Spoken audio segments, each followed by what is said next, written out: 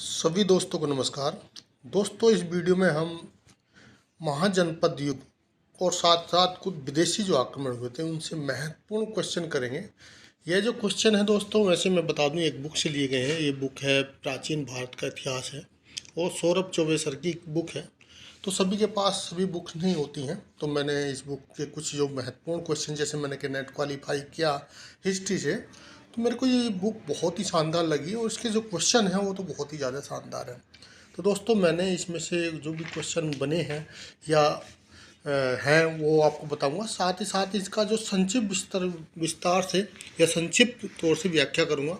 अगर आपने यह वीडियो हमारी पूरी देख ली तो आपको अगर महाजनपद युग से या कोई भी क्वेश्चन आएगा तो आप आराम से कर पाएंगे। थोड़ा सा आपको ये वीडियो देखना होगा। यही नहीं, आप कोई भी कहने वाला चैप्टर का, मैंने सभी चैप्टर का इस तरह के वीडियो बना रहा हूँ, आप उनको देखिए। आपको चाहे नेट क्वालिफाई करना हो, चाहे पीजीटी करना है हिस्ट्री से, चाहे यूपीएससी का एग्जाम दे रहे हैं, उन सब कहीं भी क्वेश्चन बच के नहीं जाएगा। तो दोस्तों, चलते हैं सबसे पहले क्वेश्चन पे। क्वेश्चन सबसे पहला है, 16 महाजनपद में से दक्षिण भारत में गोदावरी नदी के किनारे स्थित जनपद था। तो दोस्तों, जैसे कि आपको पता है कि 16 महाजनपद थे, उनमें से एक जनपद ऐसा था जो दक्षिण भारत में था और गोदावरी के तट पर था।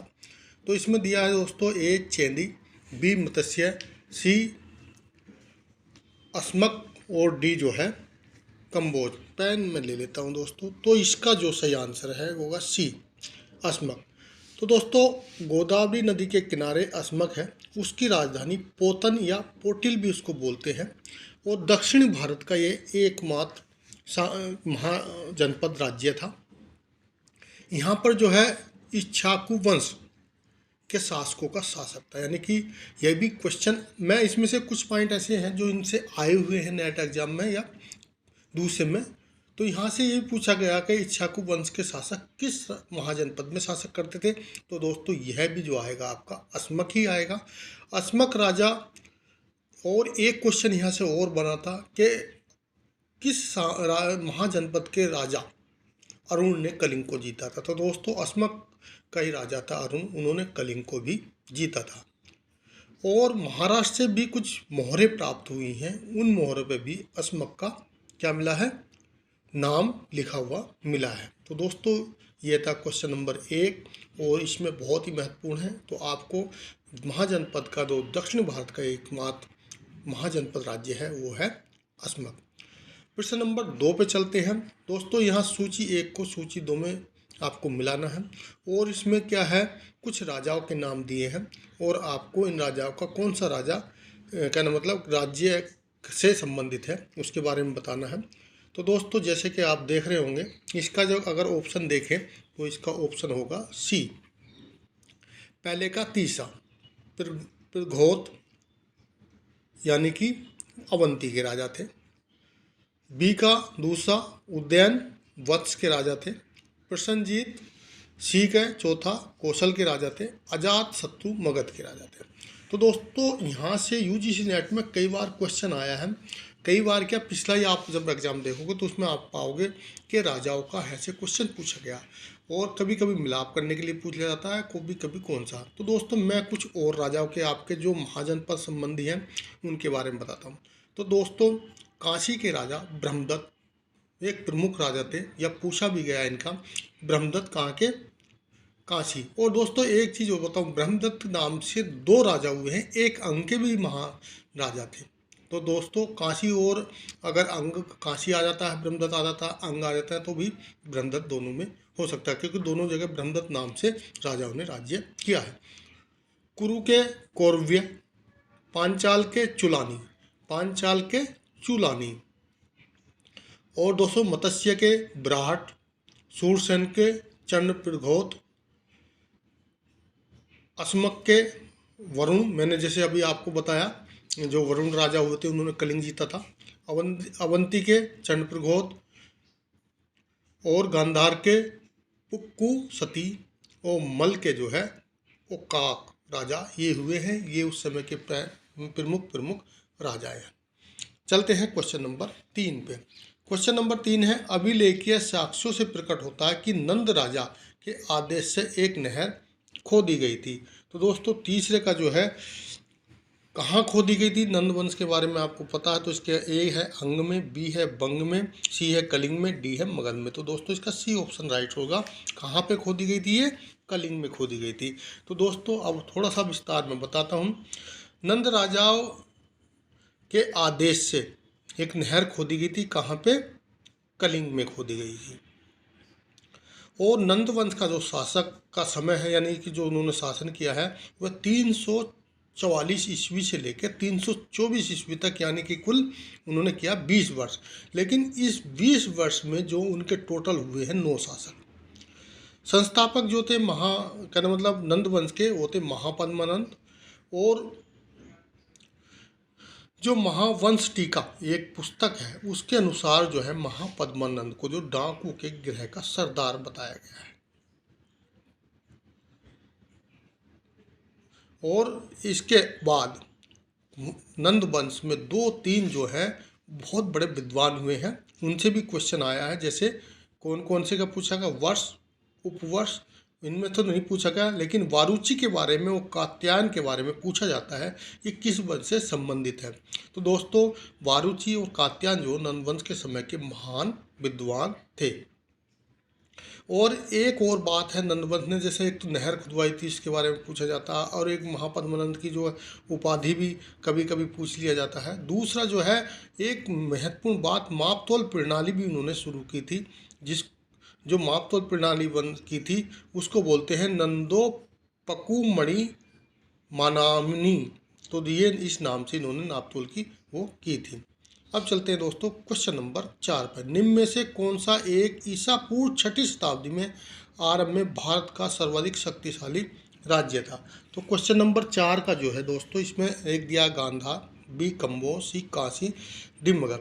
देखो दोस्तों, जब ये महाजनपद हुए 16, तो बाद में कहना मतलब मगध, हर्षक वंश, शिशुनाग वंश, कालाशोक वंश, इन लोगों ने क्या किया है, एक इनके कारण मगध का वो हो गया, उत्थान हो गया। लेकिन ये क्या पूछ रहा है, ईसा पूर्व 6वीं शताब्दी में आरंभ में, प्रारंभ में, यानी कि जब आरंभ हुआ उस समय दोस्तों यह सी ऑप्शन काशी बिल्कुल सही है। तो चौथे का कौन सा होगा? काशी। तो दोस्तों वैसे काशी जो है, काशी की स्थापना दिवोदास या शक्तिशाली राजा था, दिवोदास ने इसकी स्थापना की थी काशी की, यानी कि इसको बसाया था। और ब्रह्मदत्त जो है वहाँ का सबसे शक्तिशाली राजा हुआ। महाजनपदों के आरंभ के समय में सबसे शक्तिशाली के राज्य के रूप में जाना जाता था, तो वह काशी जाना जाता था। काशी को अभिमुक्त क्षेत्र या अभिधान भी कहा जाता है। तो दोस्तों इसमें जो है पहले प्रारंभ में काशी शक्तिशाली था, लेकिन बाद में किस किस के कारण, सबसे पहले मगध में कौन? हर्षक वंश आया, फिर उसके बाद कालाशोक वंश था, फिर उसके बाद नंद वंश था, और उसके बाद सबसे महत्वपूर्ण मगध को ऊपर उठाने में मौर्य वंश यानी चंद्रगुप्त मौर्य का हाथ था। तो इसलिए फेमस होता चला गया मगध बाद में। प्रश्न नंबर 5, 6वीं शताब्दी ईसा पूर्व के 16 महाजनपदों के विषय में निम्नलिखित में से किस बौद्ध ग्रंथ में सूचना मिलती है? ए दीर्घनिकाय, बी त्रिपिटक, सी दीपवंश, और डी है अगंतुर निकाय।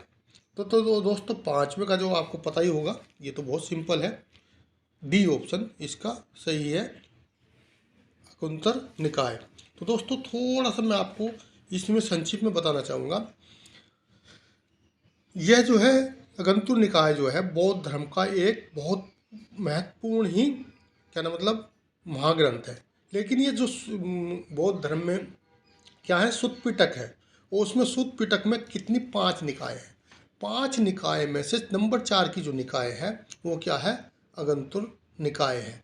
इसमें बुद्ध के और उनके शिष्य ने जो भी उपदेश दिए हैं अगंतुर निकाय में, उनको संग्रहित किया गया है, यानी कि उसको उनका वर्णन उसमें मिलता है। यानी कि जो भी सुत्त पिटक है, सुत्त पिटक में 5 निकाय हैं, 5 निकाय में से 4 नंबर जो निकाय है वो अगंतुर निकाय है। अगंतुर निकाय में गौतम बुद्ध और उनके जितने भी उनके जो शिष्य थे उनके उपदेशों को संग्रहित किया गया है। अगंतुर निकाय का हिंदी का जो अनुवाद किया है कोसलायन द्वारा किया गया है, और यह भी क्वेश्चन आ चुका है दोस्तों पीजीटी के एग्जाम में। और इसमें जो है दोस्तों 16 महाजनपदों की सूची मिलती है। ज़्यादा विस्तार नहीं, सिर्फ सूची, 16 जनपद कौन कौन से थे उनके नाम जो मिलते हैं अगंतुल निकाय में मिलते हैं बौद्ध धर्म के। इसी प्रकार आपको जैन धर्म के भी कुछ पूछ लेंगे, भगवती सूत्र जैसे उसमें मिलते हैं, तो इन चीज़ों को भी आपको याद रखना है। आज चलते हैं क्वेश्चन नंबर 6 पे। तो दोस्तों पहले तो मैं ये पेन हटाता हूँ क्योंकि क्वेश्चन नंबर 6 पूरा नहीं दिख रहा। महाभारत के अनुसार उत्तरी पांचाल की राजधानी थी। तो दोस्तों पेन ले लेता हूँ। इसमें एक है हस्तिनापुर में, बी है इंद्रप्रस्थ में, सी है अक्षत में और डी है मथुरा में। तो 6 का जो है आपको तो जानी होगा, पता ही होगा राजधानी। तो सी जो है इसका पेन लेता हूँ, सॉरी इसका जो है अक्षत यानी कि सी ऑप्शन है। अब दोस्तों मैं आपको सी बहुत धीरे से जल्दी से संक्षिप्त में इन सब की राजधानी बता देता हूँ। तो दोस्तों राजधानी का एक ज़्यादा क्वेश्चन एक आ जाता है, बहुत ही ज़्यादा, बहुत थोड़ा छोटा टॉपिक है, लेकिन आपको एक क्वेश्चन तो महाजनपद काल से मिलेगा ही मिलेगा, चाहे तो आप यूजीसी नेट का एग्जाम दे दें, पीजीटी में तो 2 भी मिल सकते हैं। तो दोस्तों इसमें राजधानी बताता हूँ। काशी की वाराणसी थी, कौशल की श्रीवास्ती थी, अंग की चंपा थी, चेंद की शक्तिमती थी, वत्स की कौशाम्बी थी, पांचाल की ऐच्छत थी, मत्स्य की विराटनगर थी, सूरसेन की मथुरा थी, अस्मक की पैठान थी, अवंती की उज्जैन या मैसीमती थी, गंधार की तक्षशिला थी, कंबोज की हाटक थी और वज्जी वैशाली मल कुशीनगर पावा, कुशीनगर या पावा, मगध की ब्रज या राजगृह, ये इनकी राजधानियाँ थी। तो दोस्तों आपको एक बार राजधानी भी याद रखना है।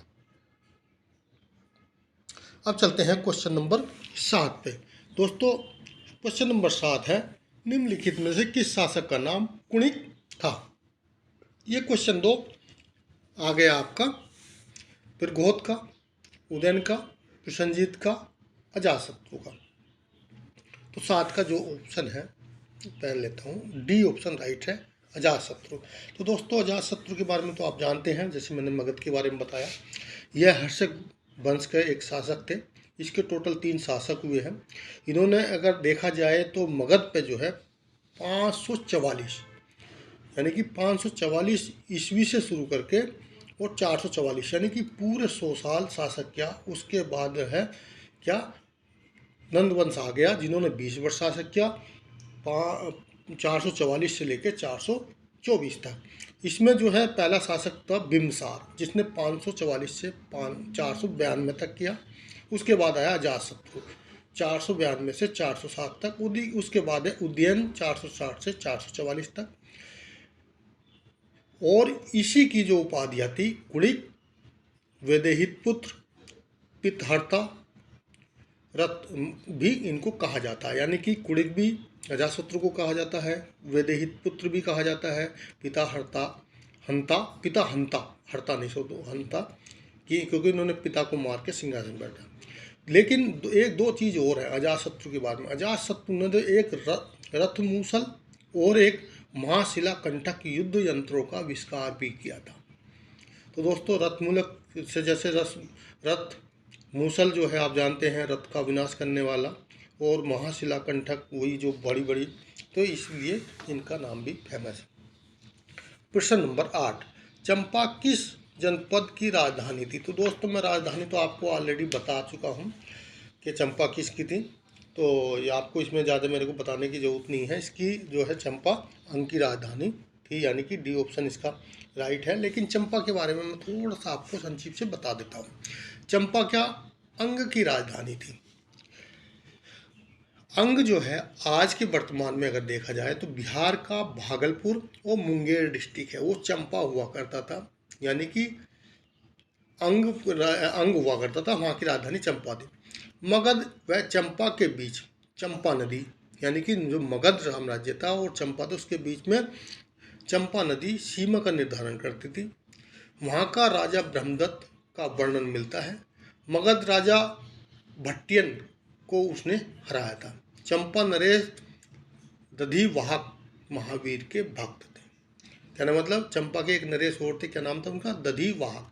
महावीर के भक्त थे। तो दोस्तों यहाँ पर दधी वाहक के बारे में भी पूछा गया है, किस महाजनपद के राजा थे। तो दोस्तों कहाँ किसके होंगे? अंग के। प्रश्न नंबर 9, 6ठी शताब्दी ईसा पूर्व में शक्तिमती राजधानी थी। प्रश्न नंबर 9।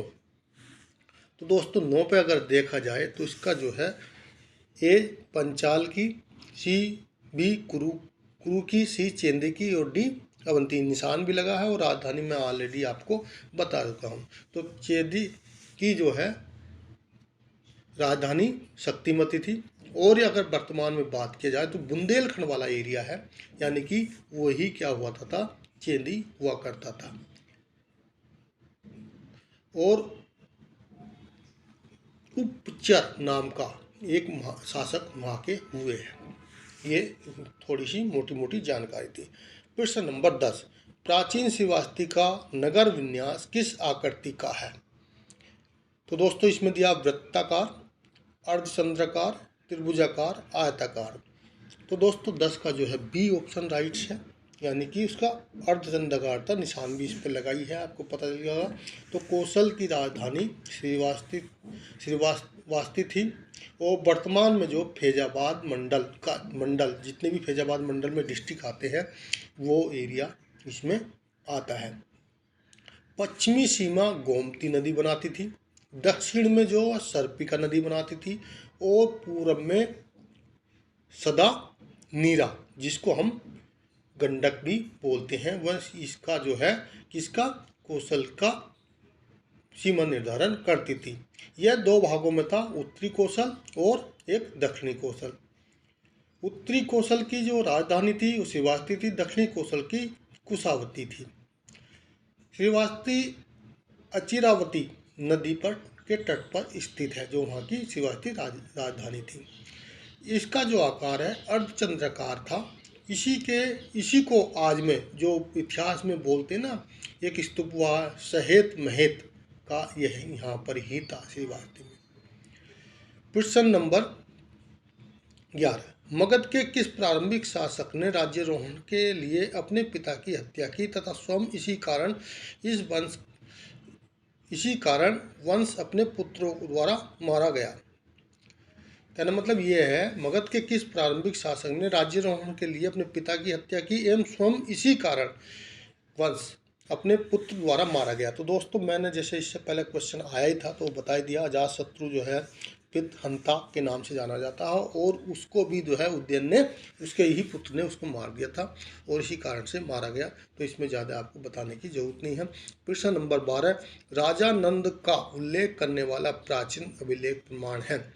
खारवेल का हाथी गुफा अभिलेख, रूमीदई स्तंभ अभिलेख, रुद्रजामन का जूनागढ़ अभिलेख, धनदेव का अयोध्या अभिलेख। तो दोस्तों 12वें का जो है नंदवंश का उल्लेख जो है कहाँ मिलता है?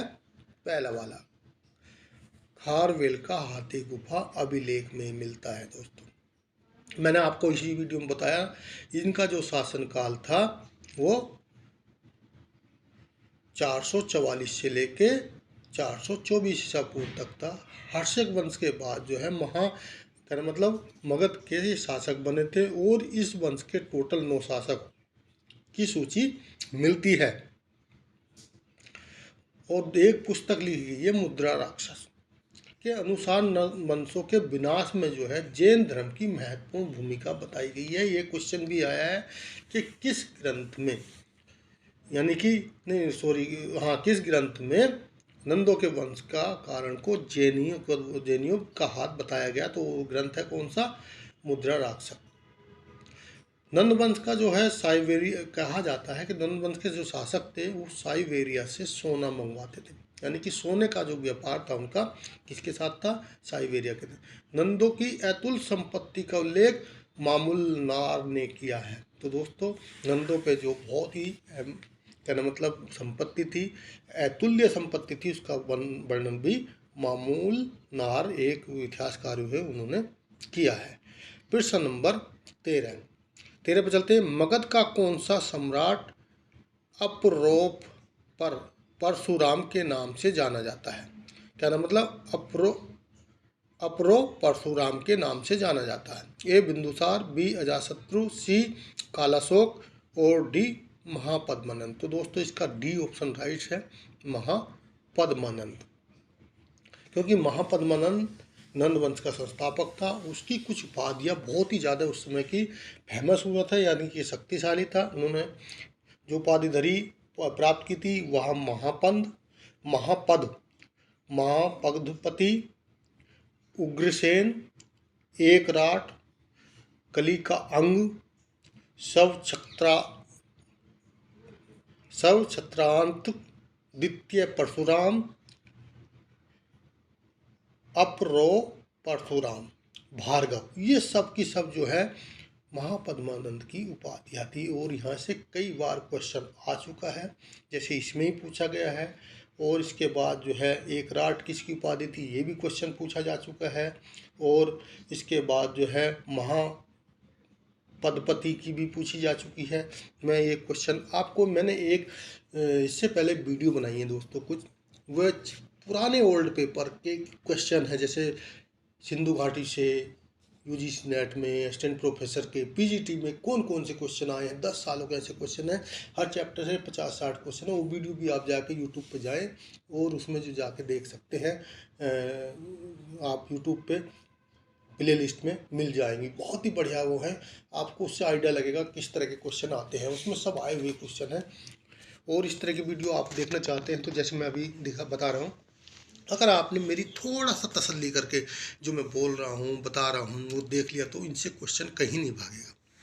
अब प्रश्न नंबर 14 पे चलते हैं, जो लास्ट क्वेश्चन है इस वीडियो का।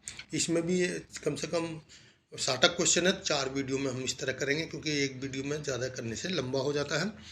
प्रश्न नंबर 14, युद्ध भूमि में बड़ी संख्या में सैनिकों के मार जाने अथवा आहत हो जाने के बाद किस भारतीय गण अथवा राज्य की स्त्रियों ने सिकंदर के विरुद्ध सशस्त्र धारण किया था? तो दोस्तों यह है विदेशी आक्रमण जो हुए हैं भारत में प्राचीन काल में, उससे सिकंदर के आक्रमण।